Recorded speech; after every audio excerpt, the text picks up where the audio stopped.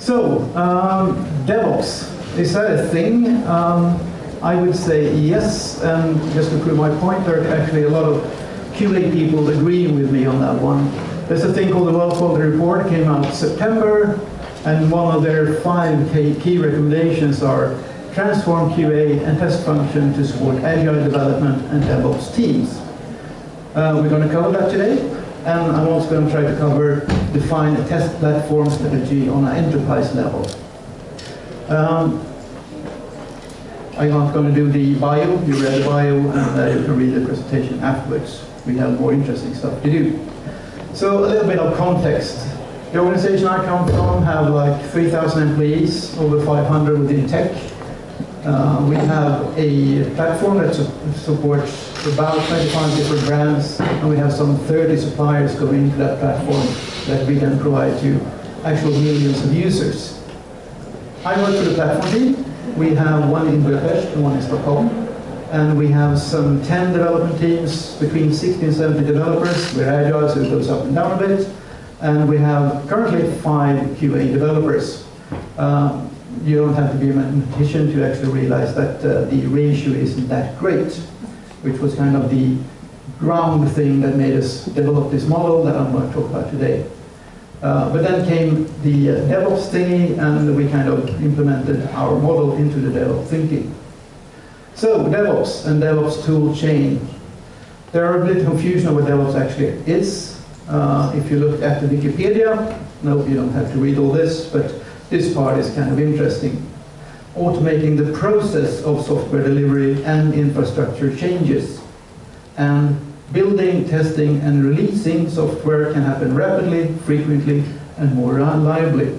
So it's basically agile with turbo. So setting up a new machine, setting up a new environment, everything you need to do your testing should be, as far as possible, automated, and then you can do stuff a lot faster, which is kind of a thing for us testers to try to adopt to.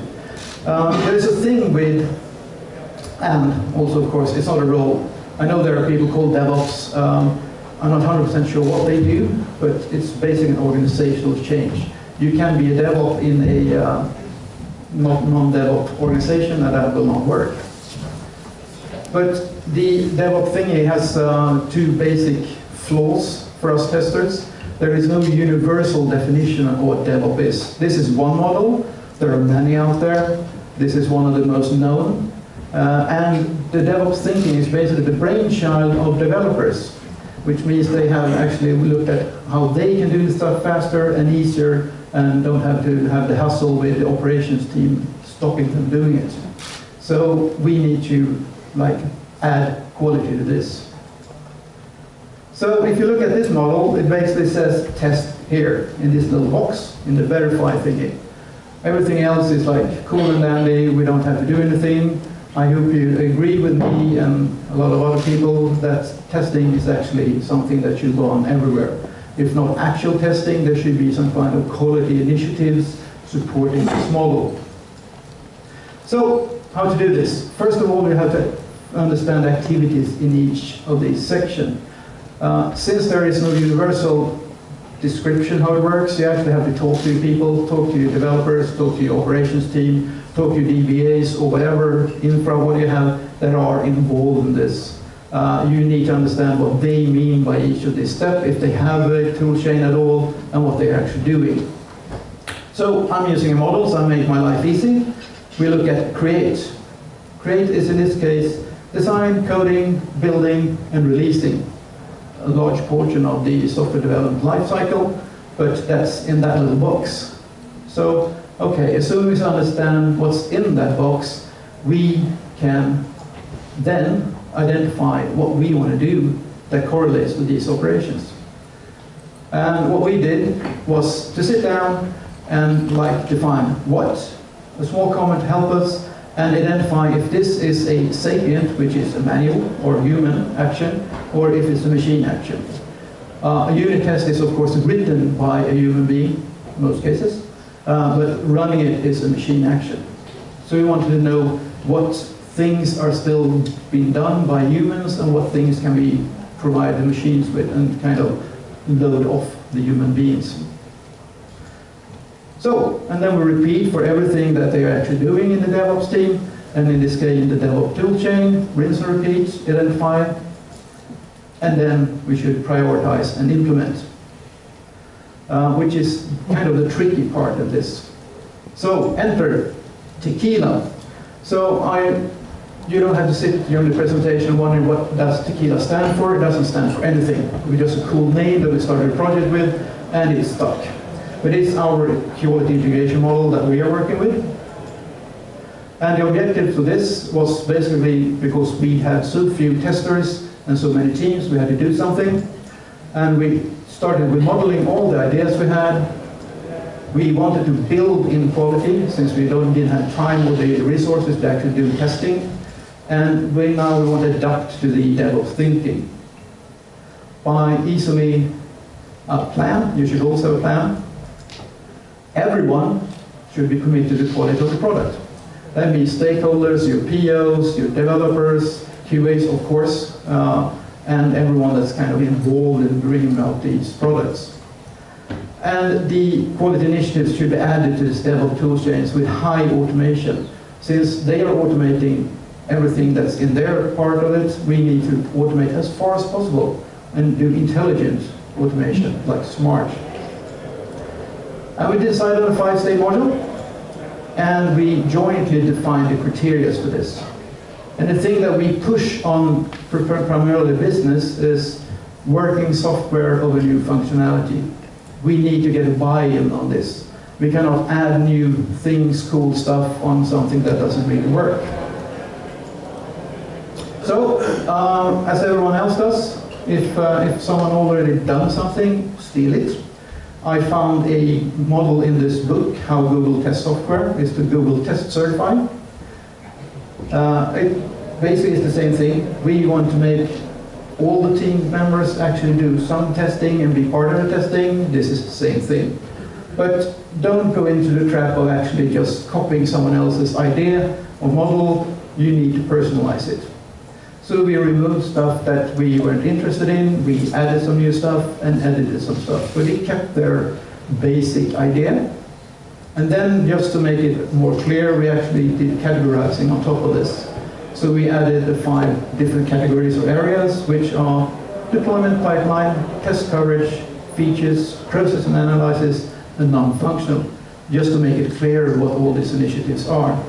There are currently about 35 initiatives, and I will give you some samples. So you see, it's actually not rocket science. It's things that we have been doing for a long time, some new stuff, but we just need to apply to this model and make it more clear to the outside world and the teams what we're doing. Perform a 4I principle, easy. We need to have pair programming, mole programming, reviews, something that actually makes the code pass more than one guy's brain. We want to identify non-deterministic tests. Gabor was talking about non-deterministic tests. That is really, really important. If we want to have a step that says all tests should be green, we need to actually rely on these tests. It's quite easy. If the environment doesn't support the testing, we need to fix the environment. If we have flaky tests, we need to fix them, quite honestly. Guarded commits. No code should leave the developer's machine and going into some joint environment without actually passing through some security gates or quality gates. We have the 4I principle. We define what kind of unit and integration tests they need to do, and all of these need to be in place and need to pass. Simple as that.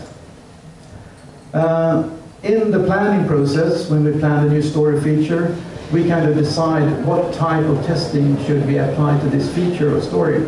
And acceptance test is one of them. Should we have a quiz? What's the difference between acceptance test and the user acceptance test? Acceptance test is basically what the requirement says, what we know that the thing should do. And we try to cater for that, test that, automate it as far as possible. User acceptance test, we give the software that we built to the stakeholders and they can hack away on it and see that, yeah, it does what I suppose it should do. Thank you. So there's 2 things that kind of are confused sometimes. And we sorted out some dependencies. So what should we do first? What dependencies do we have in the system? What can we do whenever? And then out of that, We also had a thing that we thought was really important here, is to actually sort out processes first, and then we add tools to it. Because we have over the years realized that just adding tools to something and hoping that it will fix it doesn't really work. We need to try out the process. If the process works, we throw some cool tools at it and we move on. This is a good way to do it. So, current model. I hope you're all excited. So, I'm going to read from, no, I'm not going to read from left to right. There's currently like 35 initiatives in this. Yes, it includes things like exploratory testing, session-based testing, identifying your performance issues, and basic stuff. But all the teams should kind of reach the top level, so we have all on the same basic foundation. It makes the life a lot easier for us. And how do we implement this? Well, it's not a walk in the park. We kind of started this as a ground movement, tried to build it from ground up. And then along the way, we got buy-in from business, our product owners and so on, which was kind of needed to take it to the next level. But implementing this, we have a team member that is included in something called the QA forum, or the Tequila group. And that, since we don't have testers or QAs in every team, but it doesn't really have to be the QA. It could be some other person that has an interest in this, that could be a member of this and be the driver of the team. And this QA forum sits down, look over all the initiatives and see, okay, do we have a plan for this? Is this really needed? Is this a good thing? And the same thing is then done within the team. See how they will implement this initiative. And it is the team effort.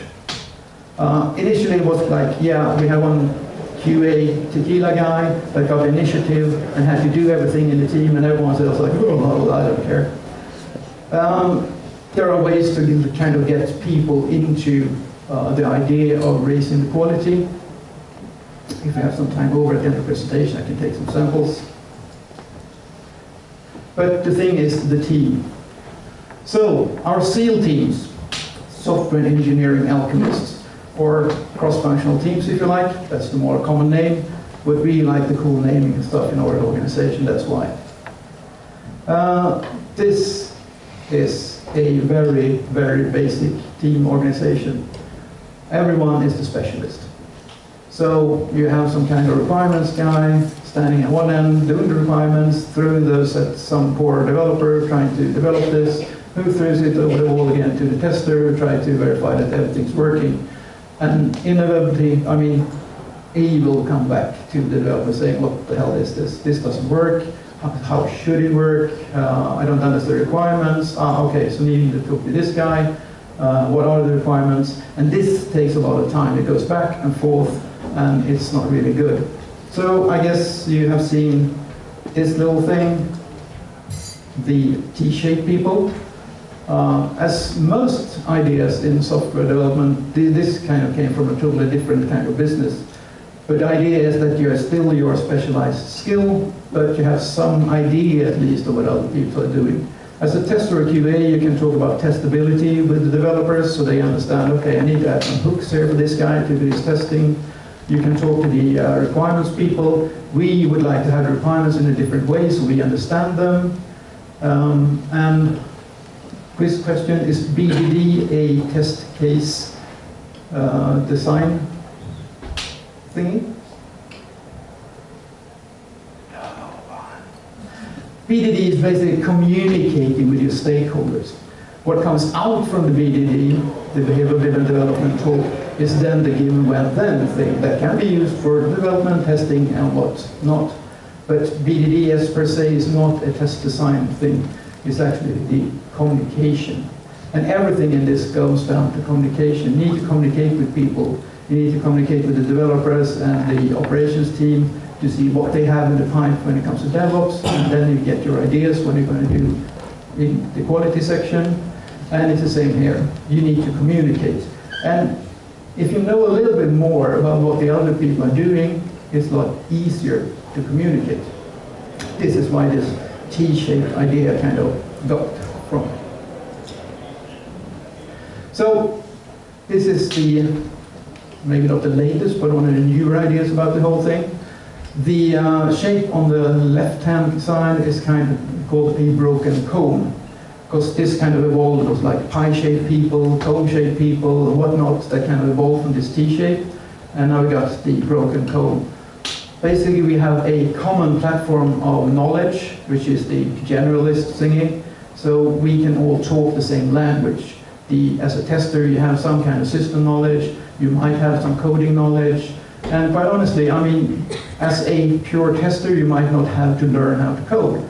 But if you ever learned a language, you might be able to read the language and understand people talking it. You might not be able to actually speak it yourself or write anything in it, but you can get the idea by reading it. That's the same thing with code. You get the idea by reading people's code. So hanging in on code reviews, any coded test, automated test should of course also be reviewed. That goes without saying. And doing that, you actually get a good thing going. And then we throw that into the DevOps organization. So we have the technical or infra support to go faster. And to be able to go faster, we need to communicate, we need to have knowledge that we didn't have before perhaps. And when we get this going, we have some magic happening there. In that point where everyone is talking the same language, everyone has a common understanding, yay, that's kind of magic. It's so magic that some people say that can't happen. I will kind of argue that yes, it can happen. I have seen it happen.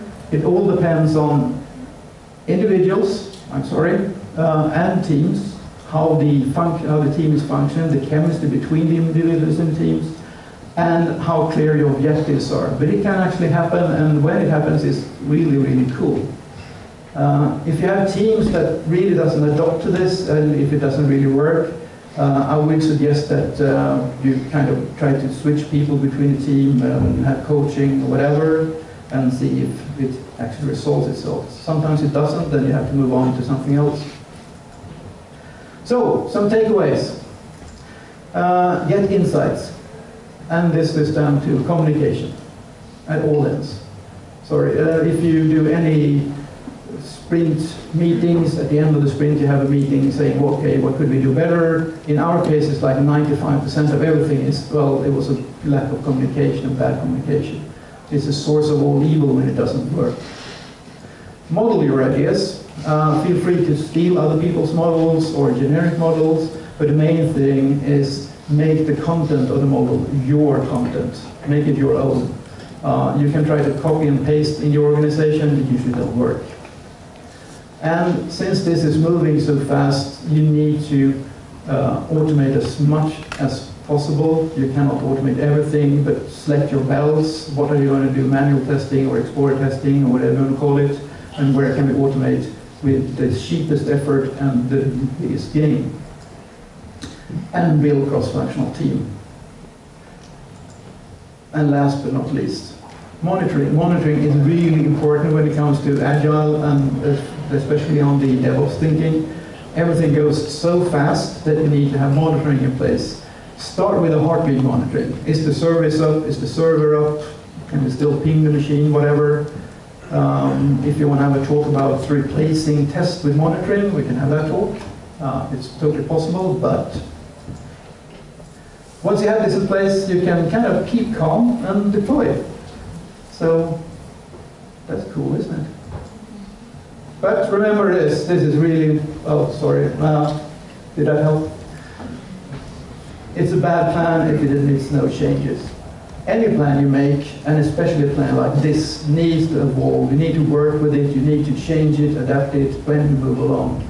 Because you cannot make a plan that, in our case, we have been doing this for over a year basically, trying to get this in place, and you cannot have a plan that goes over years and have the end result or all the steps in the plan like on first day. That doesn't really work. So adapt the plan according to your findings. Make small steps. That's the thing. So, questions? Either I was totally clear or totally fuzzy, or do we have any questions? First of all, thank you very much. Thank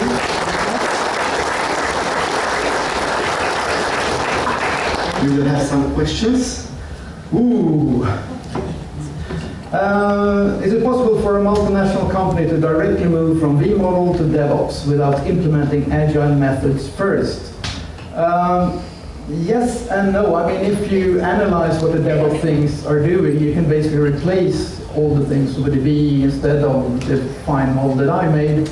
But I think everything that's around the V module, how you think, doesn't support the DevOps thinking, because you sit down for like 5 months and draw up all the plans, all the tests, everything, and then all of a sudden you start coding, at least if you do Roop or some of these, and that doesn't really scale. I wouldn't think so. You have a try, but I would think that Agile is kind of the base to go into DevOps, really.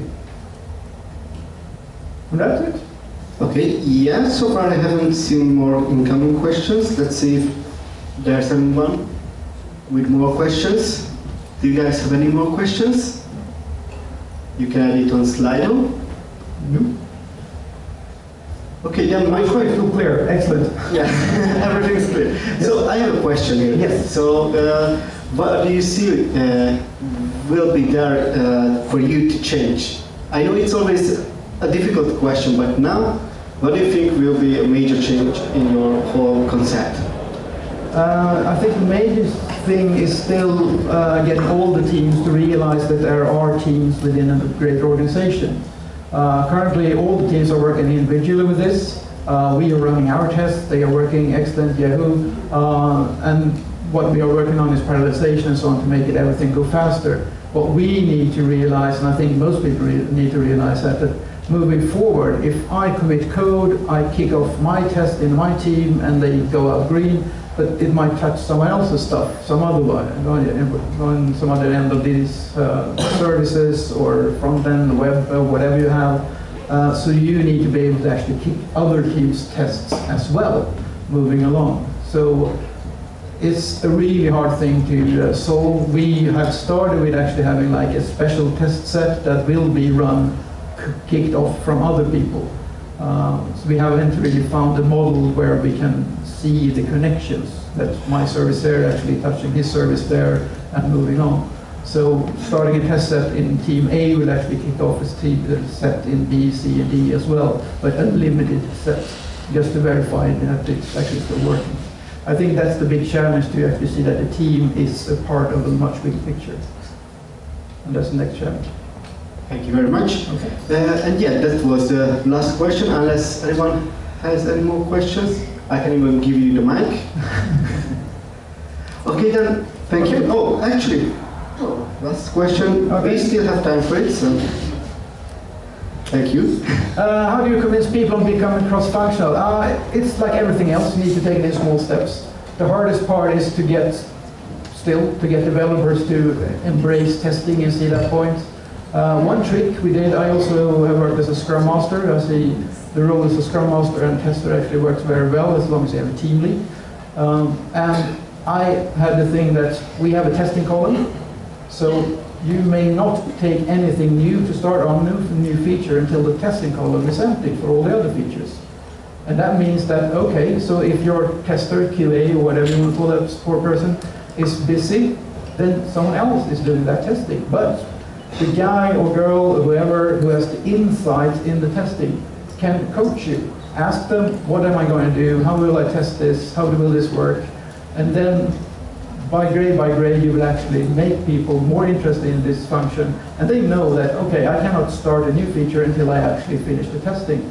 Excellent. So we'll empty the board from right to left. We fill it from left to right, but we empty the board from right to left. And that is actually one of the tricks that work really well.